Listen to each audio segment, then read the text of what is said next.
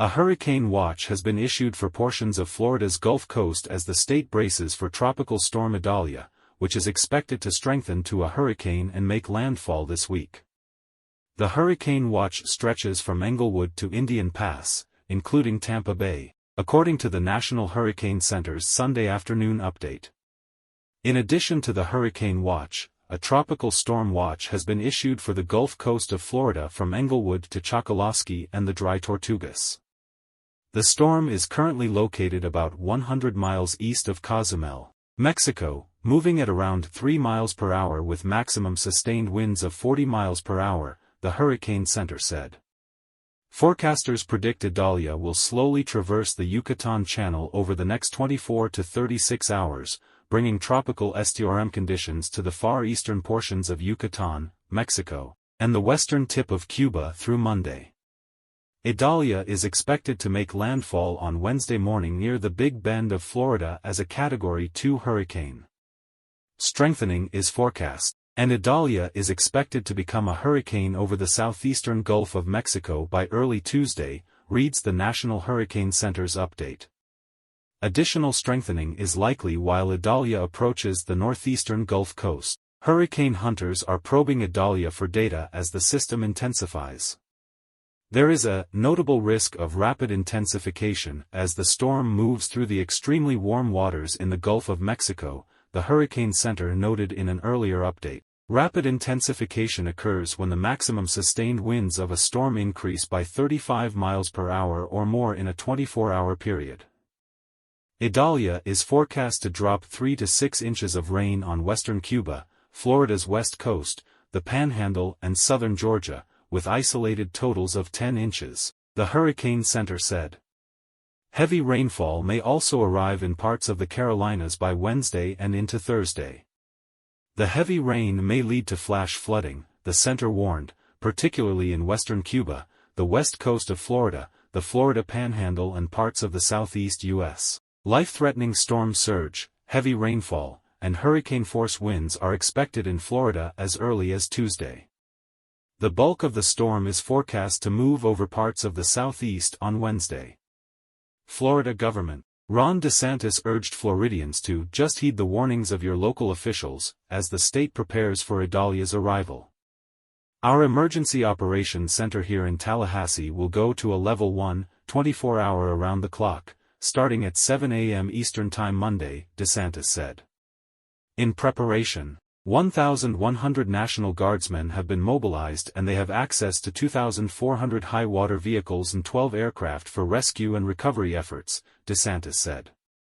The Florida Highway Patrol also has 300 troopers ready to deploy. According to the governor, power companies will start staging personnel on Monday. Schools in Hernando County, north of Tampa, will be closed Monday through Wednesday and voluntary evacuations have been issued for parts of the county, according to a Facebook post. Residents are advised to seek safe shelter with family or friends that reside in a safe structure. If this is not a possibility, a public shelter will open at 12 p.m. on Monday, said the county in the post. President Joe Biden has been briefed on the storm and will continue to receive regular updates as the system heads toward the United States, a White House official told CNN. Who should pay attention? Anyone living in Mexico's Yucatan Peninsula, Cuba, and the northern Gulf and Florida coast should monitor the forecast in the coming days. The direction and strength of the upper-level steering winds around this system will dictate where it will move and how quickly. As of Sunday afternoon, a tropical storm warning is in effect for Yucatan Peninsula from Tulum to Rio Lagartos and Pinar del Rio in Cuba. A storm surge watch is in effect for Chokoloskee to Indian Pass, Florida, a hurricane watch is in effect for Englewood to Indian Pass, Florida, and a tropical storm watch is in effect for Isle of Youth in Cuba, south of Englewood to Chokoloskee, Florida and Dry Tortugas, Florida. DeSantis issued an executive order Saturday declaring a state of emergency for 33 counties ahead of the potential inclement weather. The governor and the Florida Division of Emergency Management are taking timely precautions to ensure Florida's communities, infrastructure and resources are prepared, including those communities that are still recovering following Hurricane Ian, reads a news release announcing the executive order.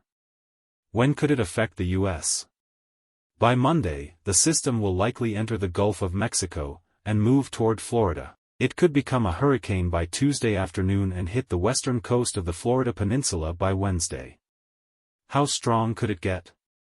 It's still too soon to tell how strong this system could get or how fast it could strengthen, but it will be tracking through the warmest waters in the entire Atlantic basin, a vast source of energy for a developing storm. Exceptionally warm water can provide storms the fuel needed to strengthen and sometimes undergo rapid intensification. Sea surface temperatures are record warm in the Gulf of Mexico and extremely high across the northwestern Caribbean Sea.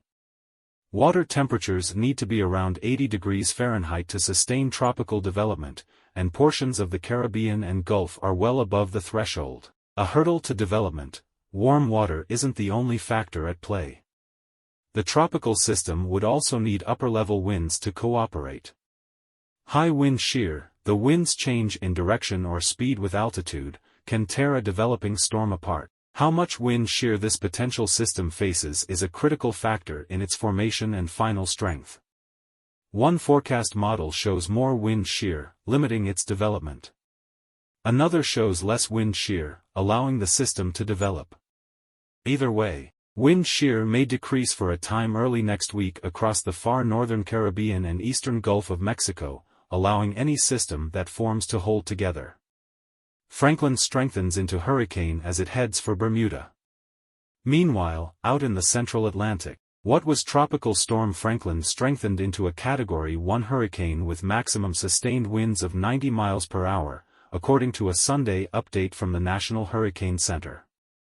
This was confirmed via aircraft reconnaissance by the NOAA and Air Force hurricane hunters. Hurricane Franklin is currently located 575 miles south of Bermuda and is moving relatively slowly at 8 miles per hour toward the north-northwest.